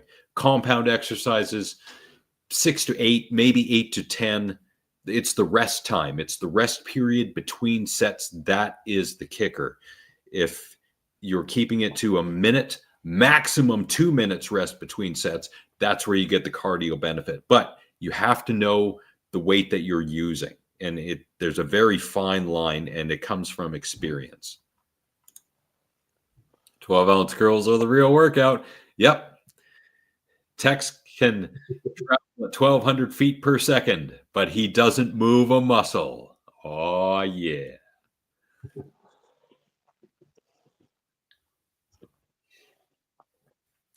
But not only do we feature people who do stupid things in the gym, but people on the road. And I'm kind of sad that Nick isn't here for this, because I could just imagine how hard he's going to facepalm when he sees it. So if you've ever towed a U-Haul trailer, this is not how you want to do it.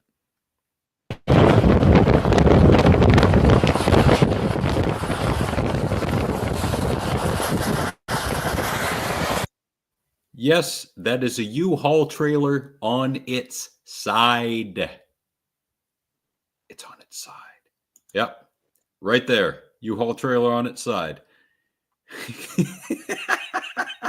Can you just imagine the drag on that? Oh, man.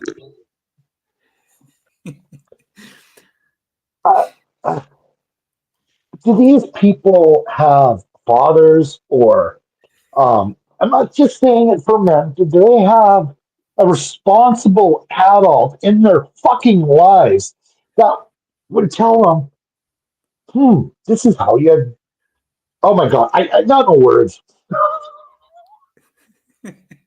They're not getting their deposit. Yeah, ever the father. Texas thinking about the money. Turn that goddamn light off. That Wow. reminds me of a joke on Family Guy where it was one of those cutaways, and it's a guy's like, "I'm having a go of it into another town," and he's driving a big U-Haul rig, and he causes a bunch of accidents, and it's like, "U-Haul, we don't care that you've never driven a truck. We're going to give you the keys to a deadly weapon and let you go on your way with no special training."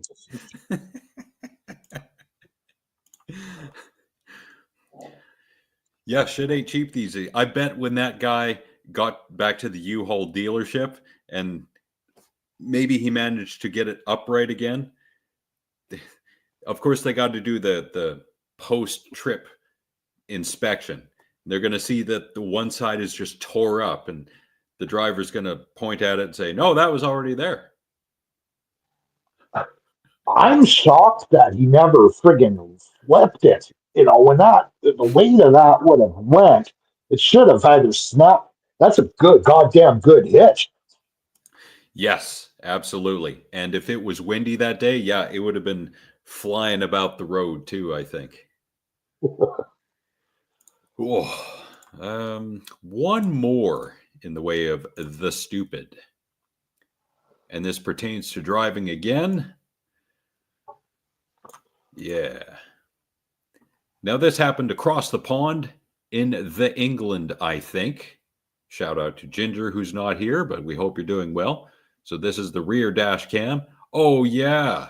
Trying to do Fast and Furious, bro. And then we're going to speed it up to get to the good part. And this is where the lane splits.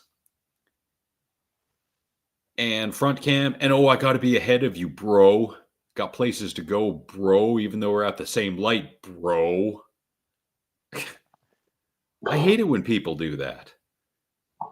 Happens more and more every time I drive. I'm doing 120 and I get past, and first intersection coming into wherever I was, hey, there's the same asshole. Yeah. And what I know what they think they're accomplishing, but most of the time it turns out that we're all at the same red light. Yep. Or when people go excessively under the speed limit in bad winter weather. Drive to the conditions, not drive like you got a pencil up your ass and you're afraid it's gonna break. Because there is a difference. And the amount of accidents I've seen almost caused from going too slow just outweighs speed accidents. That's a good point. And the group of people that do not make good points are these people.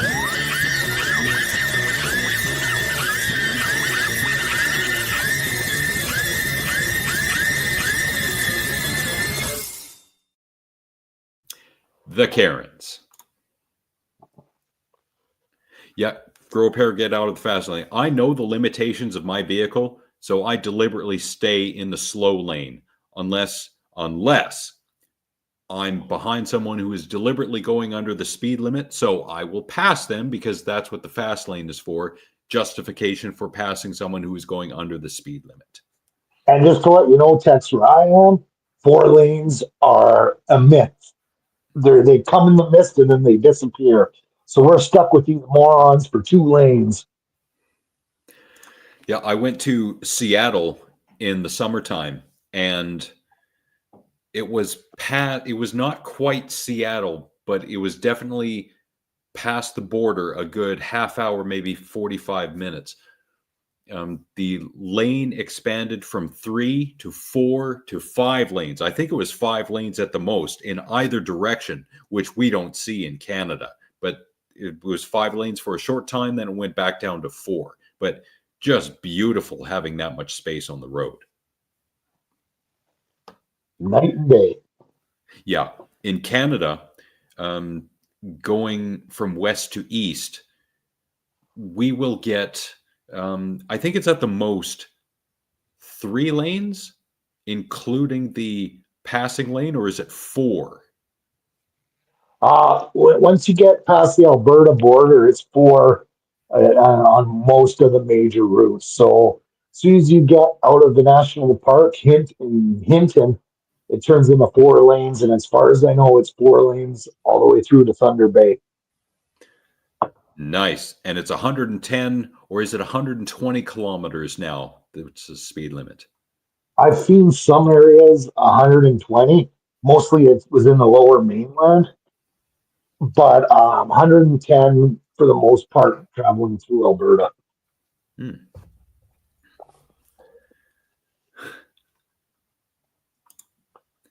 110. I swear I saw 120 somewhere at some point, but I've seen it actually on the Okanagan Connector. So between Kamloops and Kelowna, some sections going that way, if you take the Coquihalla version, I've seen it 120 through there. damn. And the Coquihalla can be a nice drive, but I think it was last summer I went Vancouver, Hope, Merritt, Kamloops, and then east from Kamloops to, I think I went all the way up through Salmon Arm and then south down through Enderby to Vernon. Beautiful drive. Love it. Yeah, 'cause you took the canyon, eh? The Fraser Yeah. Canyon that way. Yeah. Beautiful trip. Yeah. Yeah. Every once in a while, you got to take the time and explore the area you're in.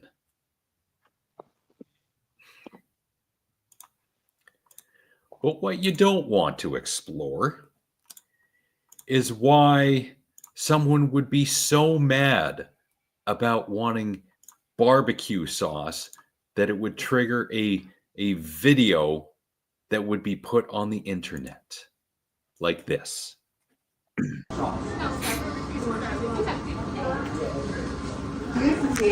barbecue sauce.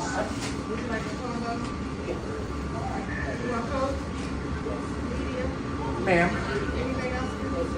can I have a barbecue sauce? Can I have a barbecue sauce? Sir, you have to stand in line if you want it. We already told you multiple times.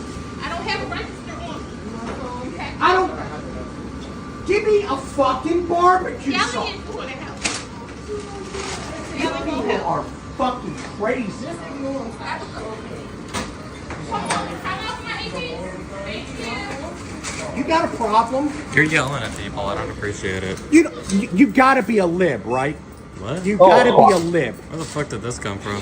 Dude, stop fucking. You're an idiot. You're the one screaming at people. They started. You're screaming at people. I don't give a shit. They're just doing their job. They're not doing their job. Yeah, they People are. standing in line for fucking 20 minutes at lunch. You threatened to attack me. Attack you. Yeah, you said let's take it outside earlier. I said, you want to take it outside? No. Big man? No. Huh? You're the one screaming, dude. Do you want to take it outside? No. Then shut your mouth. You're being a dick. I'm not being a dick. Yeah, you are. Okay, I come here to get a simple fucking lunch, and I gotta wait 20 minutes, and they want to charge me 30 cents for a fucking barbecue That's sauce? the company's decision, not theirs. Fuck up. You're the one being a dick, dude. Drink for Sean. Yeah. So I just want to, well, oh God.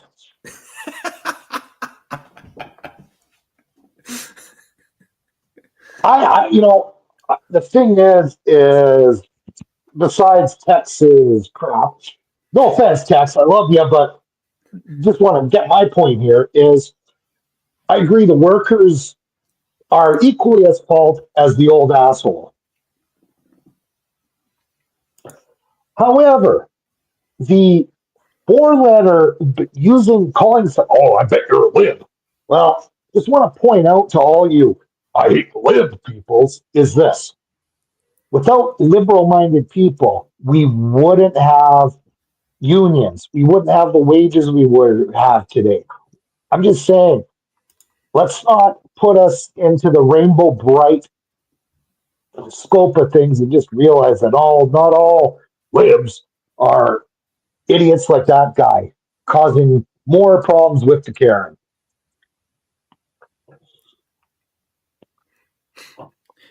I have thick skin. That's from his overabundance of deep fried food consumption, I think.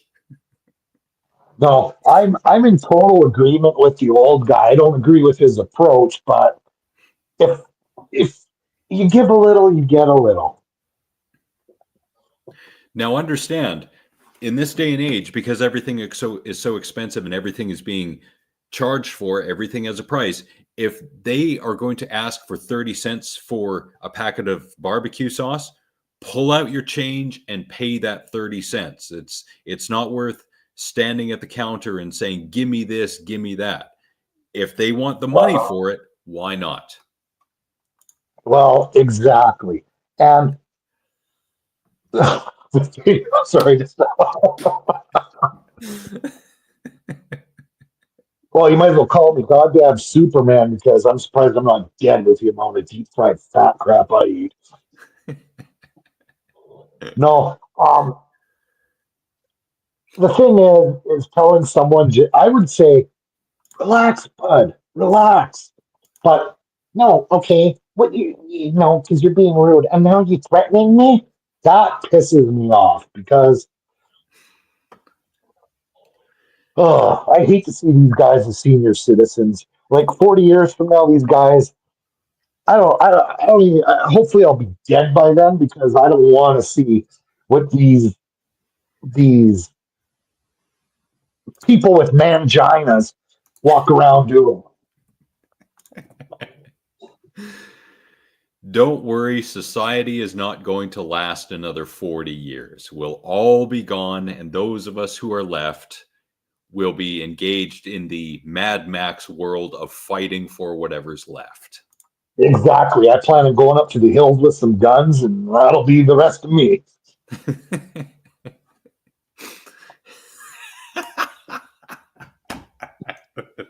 At least once a week. Is that on your weekly checklist? Get up, drink beer, Well, yell at fast food worker. hey, I do the opposite, and you know why I do the opposite? Is because I get free shit. Being a good customer, believe you me, if you know, it's the same thing as tipping people in certain places. You treat these people good, and every once in a while, like my McDonald's, but once a week I go get 2 apple pies and a coffee. Well, they don't have any apple pies, but damn, if I get 2 muffins out of the deal, and that's more than 2 apple pies. Just saying, nice. Sometimes you get a little bit more out of it. That's true. But it shouldn't be that you are nice to someone because you want something. You're nice to someone because that should be the default. Exactly. Yeah. Catch me on my porch with a musket mine. Now that's in South Africa. Tex would say the exact same thing, but replace musket with, I don't know, pick your weapon. Tex has them all. Him and his hog leg on the side of his hog legs, they are 15 and his Uzi. I do too, but I'm learning to control that short fuse. The fuse is still there, but I'm pinching off the end so that I don't explode. You know, I could just barely stop the explosion from occurring. It's a skill you develop. Yes, and I have that skill too, but believe you me, there are sometimes when I'll see the red and it's like, I gotta get the fuck out of here because I'll probably be banned for life. Yeah. Yeah, I'm nice to the pretty girls too, but they're, again, if they're stupid or they're overbearingly hostile, then that's where the short fuse comes in. Again, it's a skill you develop, especially when you have to deal with people. Yeah, I worked in call centers, so believe you me, for Americans and Canadians, and I'll tell you something. Yeah, it's just not. They're all assholes. because phone warriors, as I call them. Phone warriors, nice. Speaking of warriors, I got one more for you. This is a passerby, Karen. Jealous? Maybe. You decide.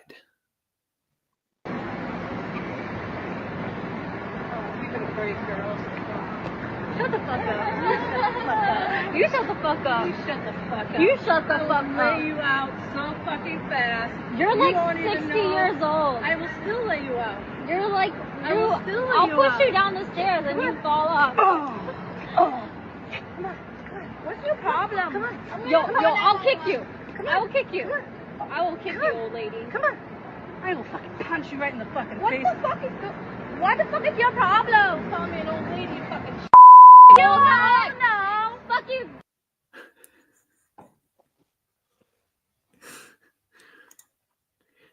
And why did all of this start? Because the passerby said, "Give it a break, girls," because she was doing a selfie, I guess. But at the end of the day, are they really hurting you, you old bitch? Are they doing anything to ruin your day? Just shut the fuck up. Exactly. And Tex takes on the Frank role of it could be fake. It's fake news. It could be, but I don't know. Especially when it gets to this part where she comes in on camera left. Oh. And she throws the phantom punch. Ooh. I don't know. I could see this being real.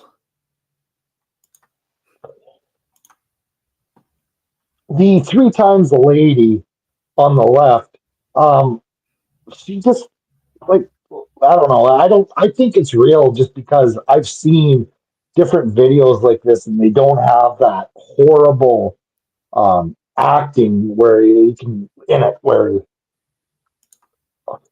like the one where the woman's standing outside of Chili's, that one is obviously fake. Oh, really? There was another one that was posted recently, and I didn't include it because of how fake it was. I can't remember the context of it, but the back and forth with the dialogue, it was obviously rehearsed. And you can tell the difference between natural dialogue and rehearsed scripted dialogue. And they needed a few more takes before posting that video, I think. I like with these, a lot of these so-called influencers. Yeah, I can see how seeing them every street corner if you're in the downtown area is annoying, but who cares? Yeah.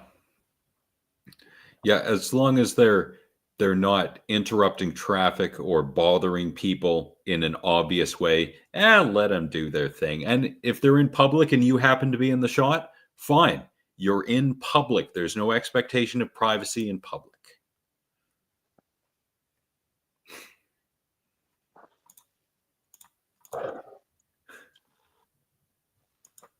Well, I got nothing to say, just to say that we'll probably lose World War III to the friggin' Chinese, just because we're more concerned with We Too Low doing a video instead of normal shit. Yeah, that's true. They seem to have the Chinese in particular seem to have it more together when it comes to uniting for a common cause or a goal. Here in the Western world, it's so easy to divide us on just about anything. And there is a Russian philosopher. His name is Alexander, I think it's pronounced Solzhenitsyn. I can't remember what book it was that he wrote, but there's a passage in which he describes the best way to defeat a country or an enemy is from within. Rather than attacking, you cause chaos internally to the point where it will weaken the country as a whole, so that in the case that you do have to attack externally, then enough of the country has been weakened internally that it makes for a clean sweep and an easy conquering. it's an interesting philosophy. I don't know how true that is, but just throwing that out there to make people think of what Nick, that the co-host, always, not always, but quite often talks about. Yeah, we have differences, but on the whole, we should be nice to each other and love each other because we're all humans. We're all here for a short time. We're supposedly here for a good time, not a long time. So if we're going to make it a good time, then, let's try and get along. Looking forward to the post-apocalypse. Yeah, of course you do. Next, are you going to be like the guy on the Mad Max rig spraying the spray paint going,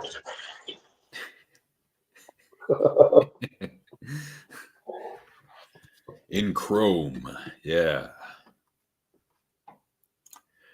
Well, I think that will do for this edition of Alex and the Redneck. I think so.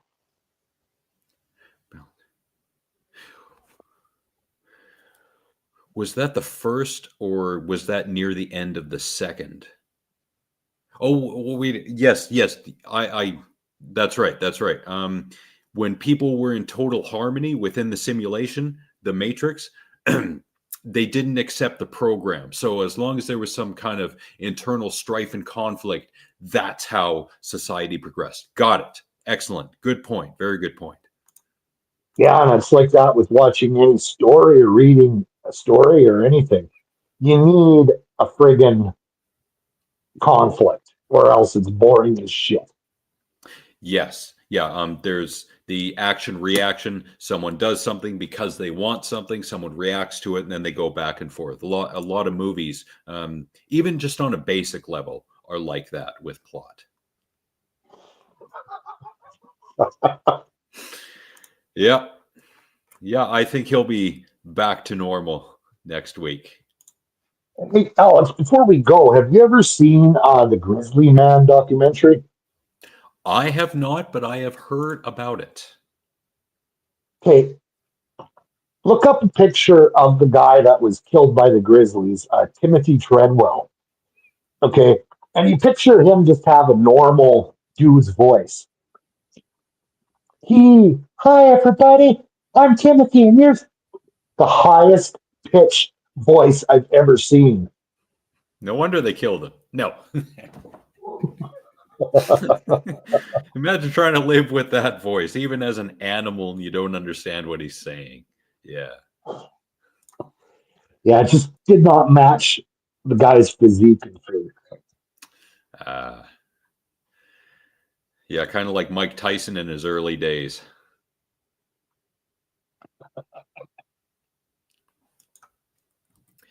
Hello, everybody. And we thank everyone for being here, be it for the moment or the duration, including Hugo, Rashid. Thank you so much for chiming in. It was great interacting with you. Good to see you. Thank you for being here. Dad, Tex, Hanama, Dr. Nick. He couldn't even stay away from his own show. Chad and Casey, and anyone else I missed, I apologize. People who we haven't seen in a while, and we hope are doing well.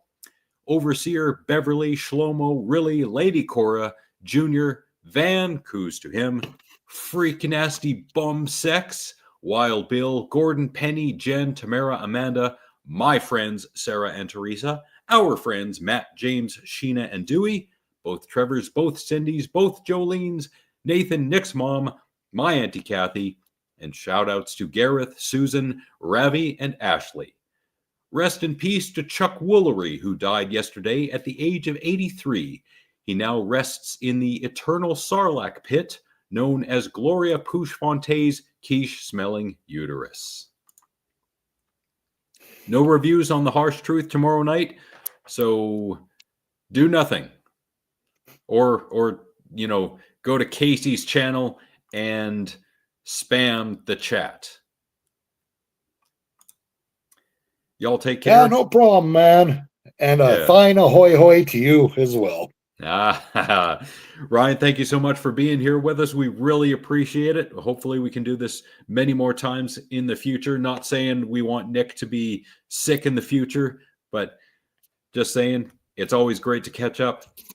And to everyone else, think before you say something, think before you do something, love each other. We're here for a good time, not a long time. And do you, and I'll leave this for you to have any last parting good words for the people.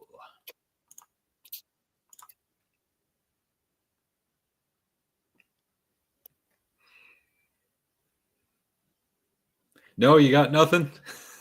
You need to play some speed math, I think. Yeah, well, my mic decided to cut out on me, so all I'm gonna say is hoy ahoy, and just like Nick always says, love each other and be nice. Like, just don't be a dick. And with that, good night, everyone.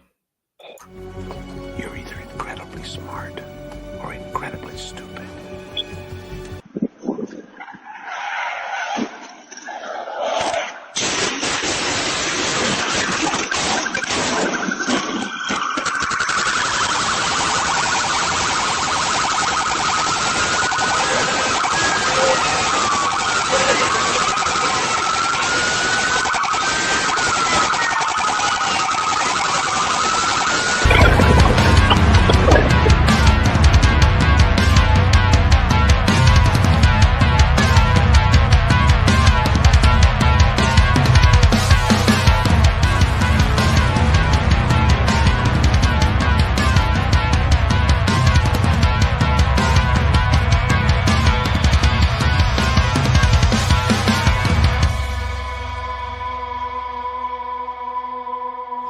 Not too stupid after all.